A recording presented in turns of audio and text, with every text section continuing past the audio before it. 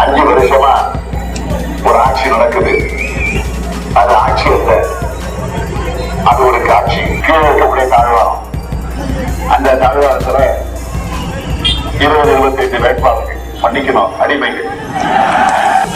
தேர்தலுக்கு இப்போ சில அதிகாரிகள் கொண்ட ஒரு குழு அமைச்சு அந்த அதிகாரி தலைமைச் செயலாளர் ஞானதேசின் தலைமையிலேயே அமைச்சிருக்குன்னு சொல்றாங்க. இதெல்லாம் உனக்கு எப்படி தெரியுது கேட்காதீங்க. உணவுத்துறைக்கு உணவுத்துறை நம்ம வச்சிருக்கிறோம்.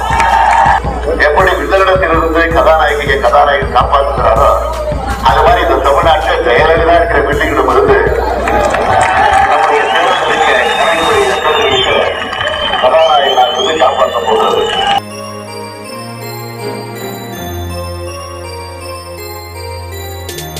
கலைஞருடைய ஆட்சி காலத்திலேதான் முதலமைச்சராக இருந்த போதுதான் தொழிலாளர் நலத்துறை என்ற ஒரு துறையை உருவாக்கி தனி அமைச்சகத்தை தொழிலாளருக்காக உருவாக்கி தந்தவரும் நம்முடைய தலைவர் கலைஞர் தான் என்பதை நான் உங்களிடத்தில் குறிப்பிட்டு காட்ட கடமைப்பட்டிருக்கிறேன்.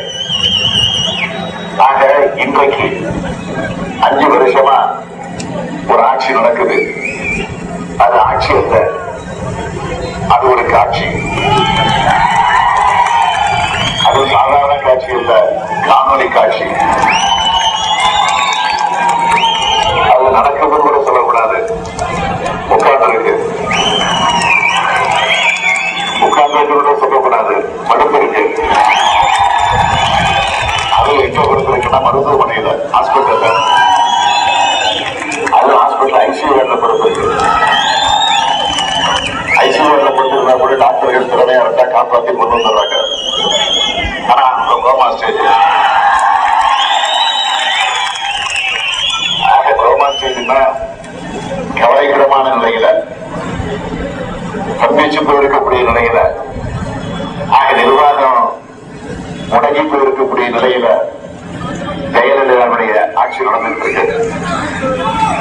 தமிழ்நாட்டில் குறிப்பா தொழிலாளர்களுடைய ஒரு விரோத ஆட்சியாக, ஏழை எளியவர்களை காப்பாற்ற முடியாத ஆட்சியாக, மக்கள் நல பணியாளர்கள் தான் தற்கொலை செய்து கொண்டு சாகக்கூடிய அளவிற்கு நடைபெறக்கூடிய ஒரு ஆட்சியாக,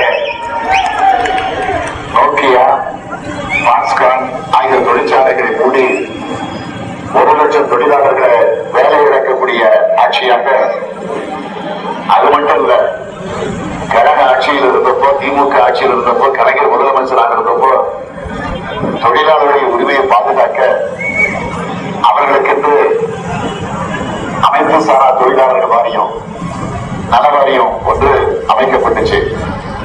ஆக எத்தனை நலவாரியங்கள் என்று கேட்டால் 35 நலவாரியங்கள் உருவாக்கப்பட்டுச்சு. ஆனால் இன்றைக்கு இந்த ஆட்சியில அது அத்தனையும் செயலற்ற நிலையில முடங்கி போயிருக்கிறது. அங்கன்வாடி ஊழியர்களை கைது செய்து அதுல மகிழ்ச்சி கண்ட ஆட்சி தான் ஜெயலலிதா தலைமையில் இருக்கக்கூடிய அதிமுக ஆட்சி. சாயக்கழிவு பிரச்சனையில தொழிலாளர்கள் பட்ட கஷ்டங்களுக்கு ஏதாவது இந்த ஆட்சியில நடவடிக்கை எடுக்கப்பட்டிருக்கா? இப்படி தொழிலாளர்களை விரோத ஆட்சி நடத்தக்கூடிய அந்த கட்சிக்கு நீங்கள் எல்லாம் இந்த தேர்தலில் ஒரு நல்ல பாடத்தை வழங்கிட வேண்டும் என்று நான் கேட்டுக் கொள்கிறேன். இன்றைக்கு நம்ம எதிர்த்து நிற்கக்கூடிய அதிமுக வேட்பாளர் யார் என்பது உங்களுக்கு தெரியும். நாம் பெயரெல்லாம் சொல்லி அவருக்கு விளம்பரம் தர நான் தயாரா இல்லை. 3 அடுக்கு மாடி, அந்த மாடி மேல அம்மையார் மங்கம்மாராணி உட்கார்ந்திருப்பார். கீழே இருக்கக்கூடிய தாழ்வாரம், அந்த தாழ்வாரத்துல 20-25 வேட்பாளர்கள் மன்னிக்கணும் அடிமைகள். அது சாதாரண அடிமை இல்லைங்க, ஒத்தடிமைகள் உட்கார்ந்திருப்பாங்க. பாருங்க, யுவராஜ் பக்கத்தில் நிற்கிறார்.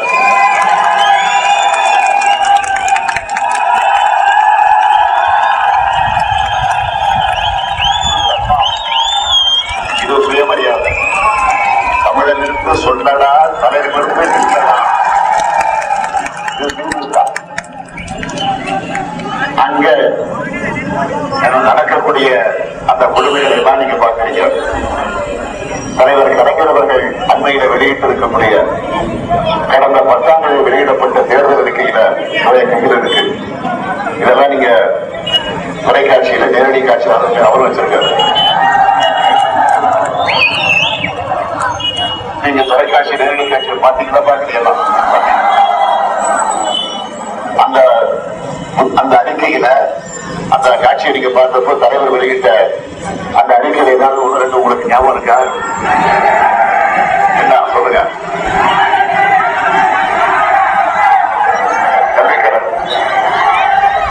தாய்மார்கள் நீங்க சொல்லுங்க. தாய்மார்கள் சொல்லணும்.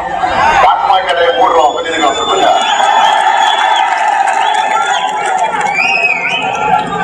ஒன்னு ரெண்டு நாளா நீங்க சொல்லலாம், நான் கேட்டுக்கிட்டு இருக்கலாம். ஆனா அதுல எவ்வளவு தெரியுமா இருக்கு? 501 உறுதிமொழிகள் இருக்கு, 501 தேர்தல் இருக்கு, அறிக்கையில வாக்குறுதிகள் இருக்கு. மதுவிலக்கு அமல்படுத்துவோம் சொல்லி இருக்கிறோம். இதனால ஒரு குடும்பத்திற்கு மாசம் நிச்சயம் சொல்ற 2000 ரூபாய் மிச்சம் வரும். மின் கட்டணத்தை மாசம் ஒரு முறை கட்டினா போதும். இதனால குடும்பத்துக்கு மாசம் 500 ரூபாயிலிருந்து 1500 ரூபாய் வரை மிச்சமாக போகுது. அதே போல ஆவின் லிட்டருக்கு 7 ரூபாய் குறைக்கப்படுது. இதன் மூலம் குடும்பத்துக்கு மாசம் 200 400 ரூபாய் வரை மிச்சம். கல்வி கடனை ரத்து செய்வோம்னு சொல்லியிருக்கிறோம் மாணவர்களுக்கு.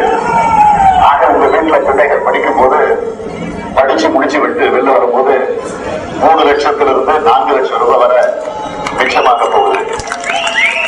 அது மட்டும் இல்ல, சிறு குறு விவசாயிகளுடைய பயிர்க்கடன் முழுமையாக தள்ளுபடி செய்வோம் என்று தலைவர் கலைஞர் அவர்கள் அறிவித்திருக்கிறார்கள். நீங்க வாங்கி இருக்கக்கூடிய 50,000 அல்லது 1 லட்சம் அந்த கடன் உங்களுக்கு சேமிப்பாக வந்து சேரப்போகுது. இப்படியாக 2 லட்சம் ரூபாயிலிருந்து 3 லட்சம் ரூபாய் வரை மிச்சமாகக்கூடிய ஒரு சூழ்நிலையை இந்த தேர்தல் அறிக்கை மூலமாக தலைவர் கலைஞர் அவர்கள் உருவாக்கி வைத்திருக்கிறாங்க. ஆக 2 லட்சத்திலிருந்து ஒரு 3 லட்சம் ரூபாய் மிச்சமாயிட்டா நீங்களே ஏசி கூட வாங்கி வீட்டுல போட்டுக்கலாம், 2 வீலர் கூட வாங்கலாம், ஃப்ரிட்ஜ் வாங்கலாம், குடும்பத்தோடு சுற்றுலா செல்லக்கூடிய வாய்ப்பை பெறலாம். ஆக கௌரவமா இனிமேல் பிரஸ்டீஜா தலைவரத்திலே வாழக்கூடிய ஒரு சூழ்நிலையை தலைவர் கலைஞர் அவர்கள் தேர்தல் அறிக்கையில உருவாக்கியிருக்காங்க. ஆனா ஜெயலலிதா மாட மாளிகை போல மேடை போட்டு அந்த மேடையில உட்கார்ந்து கொண்டு மகாராணி போல அவர் சுயமரியாதைய சீர்கழிக்கக்கூடிய நிலையில இன்றைக்கு கொச்சைப்படுத்திக் கொண்டிருக்கக்கூடிய அந்த காட்சியெல்லாம் பார்க்கிறோம். காலில் விழ வைக்கிறாங்க. காலில் விழுந்தா விட பரவாயில்லைங்க, கார்ல உட்கார்ந்து இருக்கிறாங்க, வேன்ல உட்கார்ந்து இருக்கிறாங்க. வேனுக்கு பக்கத்துல கதவு பக்கத்துல உள்ள விட பரவாயில்ல. தலைய தொட்டு கயிற தொட்டு உங்களை கணக்கு கேவலம் ஒரு கொச்சைப்படுத்துகிற அரசியல் இன்றைக்கு தமிழ்நாட்டில் பார்த்துக்கிட்டியா? ஆகவேதான் இப்போ அதிமுக தேர்தலுக்கு இன்னும் இன்னைக்கு வரைக்கும் வெளியிடல. இன்னும் 2 நாள் வெளியிடப்பட்டா செய்தி வந்திருக்கு. வெளியிடுறாங்களா வெளியிட அதை பத்தி நமக்கு கவலை இல்லை. ஏன்னா ஆட்சிக்கு வரப்போறதுங்கிறது அவங்களுக்கு தெரியும், உங்களுக்கு புரியும், நாட்டுக்கு புரியும். திமுக தேர்தல் அறிக்கை வெளியிட்டது உடனே அவங்களுக்கு ஜன்னி வந்துருச்சு. ஆகவே ஒரு அச்சத்தோடு இருக்கிறார், பயம் வந்துருச்சு. 234 தொகுதிகளில் குறிப்பா ஆர்கே நகர் உட்பட எல்லா தொகுதிகளிலும் தோற்கக்கூடிய ஒரு சூழ்நிலை இன்றைக்கு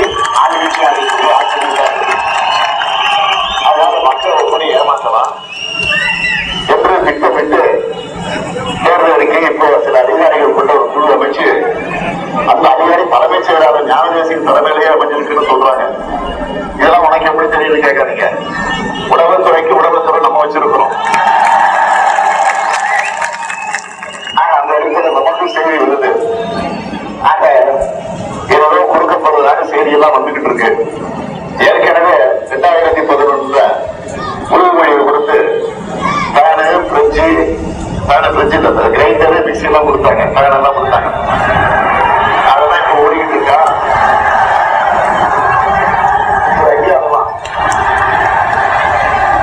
நாங்க சென்னையில் என்ன சொல்றோம்னா காயிலாங்கடா சொல்லுவோம்.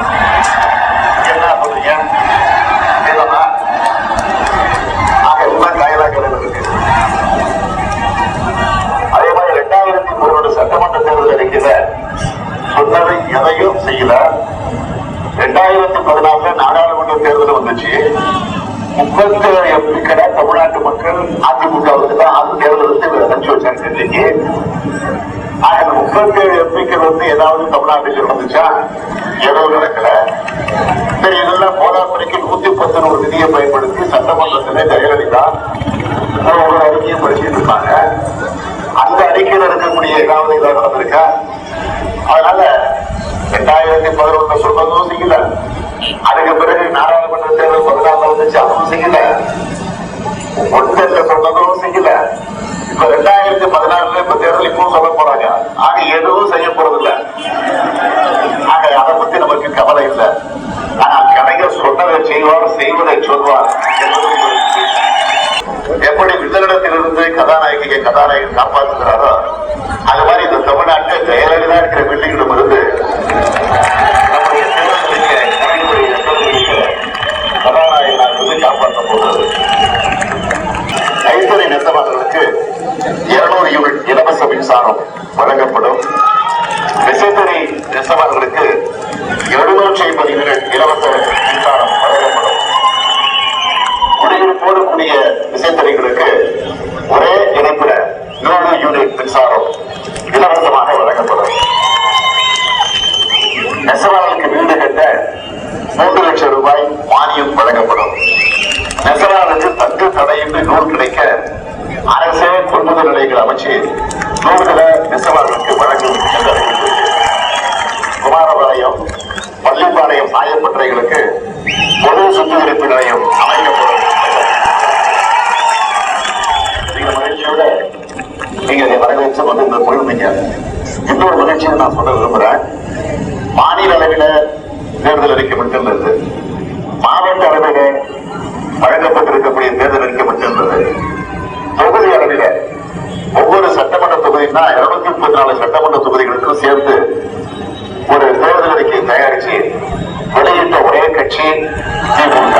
ஒரே தலைவர் நம்முடைய தலைவர். குமாரபாளையம் தொகுதியுடைய நன்மையை கருதி இங்கே சொல்லப்பட்டிருக்கக்கூடிய வாக்குறுதிகள் என்னன்னா, விசைத்தறி நூல்களுக்கு சாய வெற்றுதல், ஜவுளி உற்பத்தி போன்றவை அதிக நடைபெறுகின்ற பகுதியில நெசவு பூங்கா உருவாக்கப்படும் என்று அறிவித்திருக்கிறார். பள்ளிக்காலயத்தை தலைமையிடமாக கொண்டு தாலுகா அலுவலகம் அமைக்கப்படும் என்று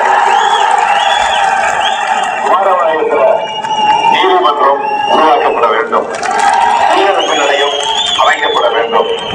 ஜவுளி தொழிலை பாதுகாக்க நூல் விலை நிர்ணயம் செய்ய வேண்டும். விசைத்தறி கைத்தறி நெசவு தொழிலாளர்களுக்கு கூலி உயர்வு, தொழில் பாதுகாப்பு ஆகியவற்றை ஏற்படுத்த நடவடிக்கை எடுக்கப்படும். இந்த வாக்குறுதிகளை அத்தனையும் நிறைவேற்றுவதற்காகத்தான் உங்களை தேடி நாடி வந்திருக்கிறேன். அம்மையார் ஜெயலலிதா அவர்கள் கோயம்புத்தூர்ல பேசிட்டு இருக்காங்க. என்ன பேசுவாங்க உங்களுக்கு தெரியும். செய்வீங்களா செய்வீங்களா